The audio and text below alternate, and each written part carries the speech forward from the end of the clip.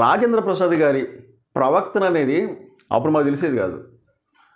నాకు ఇప్పుడు అతని ప్రవర్తన చూస్తూ ఉంటే కూస్తంత కూస్తంత కాదండి, చెప్పలేనంత రోత అనిపిస్తుందండి.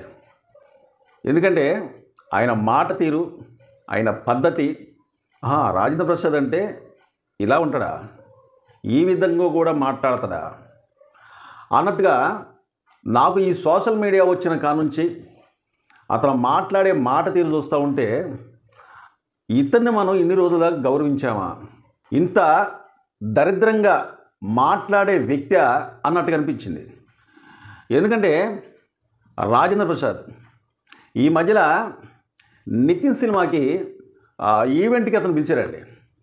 ఎందుకంటే అతను ఆ సినిమాలో ఒక క్యారెక్టర్ ఏదో ఉందట, కామెడీ పరంగా ఉంటుంది అయింది. అయితే నితిన్ సినిమా ఈవెంట్కి, ఆ సినిమా పేరు కూడా నాకేం తెలియదు కానీ నితిన్ సినిమా ఈవెంట్కి అతను పిలిచినప్పుడు ఆయన మాట్లాడిన మాటలు చూస్తే చాలా కోపం వచ్చింది, చాలా బాధేసింది కూడా.